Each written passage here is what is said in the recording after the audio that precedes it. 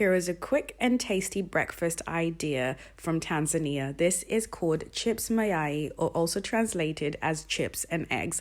It's very easy to make, and I'll show you how to do this in less than 4 minutes. Now, the first thing you need is to get onions, some bell peppers, and dice those as small as you possibly can.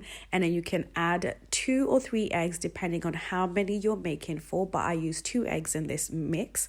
Then you go ahead and add some of your seasoning. I had some paprika. I also added some dried herbs as well as some black pepper, and you can add whatever you like as well as curry powder. It actually smells really nice when you combine this together. And I also added some sea salt. Once you've added all of your seasoning, mix it all together until you get those onions and bell peppers fully mixed into your egg wash. And then once you've done that, what you want to go ahead and do is to preheat your pan. Add your chips, and they can be a day old chips, is perfectly fine, but the fat chips are perfect for this. And once they've heated, they'll probably take them about 2 to 3 minutes to heat up.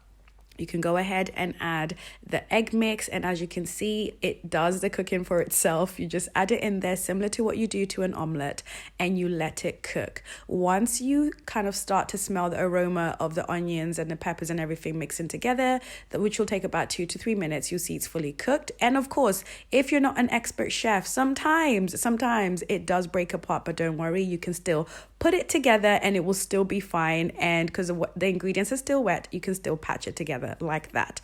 Alternatively, if that doesn't work and you feel like you can never get the flip correct, which I sometimes don't, you can just use a plate to assist. So just like this, be careful, of course, take a plate and then you can just flip it over. That way nothing breaks apart, and there you have it. How professional does that look? Just look at it.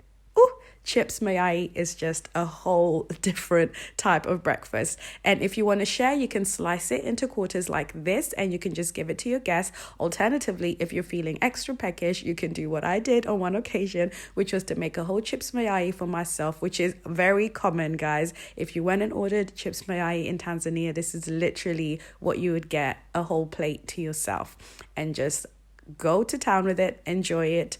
And if you want to add some dressing to it, like some ketchup or some chili, you can definitely do that. It is very common to have a chili dip on the side in Tanzania. However, I just decided to eat it as it was because it was so delicious, and it just felt like, honestly, just felt like super nostalgic. And also because I was maximizing those chips instead of tossing them away, I was very happy. So yeah, that's how you make a traditional chips mayai. And if you've tried this, let me know what you thought of it. And if you haven't and you're just discovering this new recipe, let me know how you get on. But it was such a treat. So glad that I decided to make this on a weekend, and I had some people over, so I had some company to actually allow to taste this delicious recipe.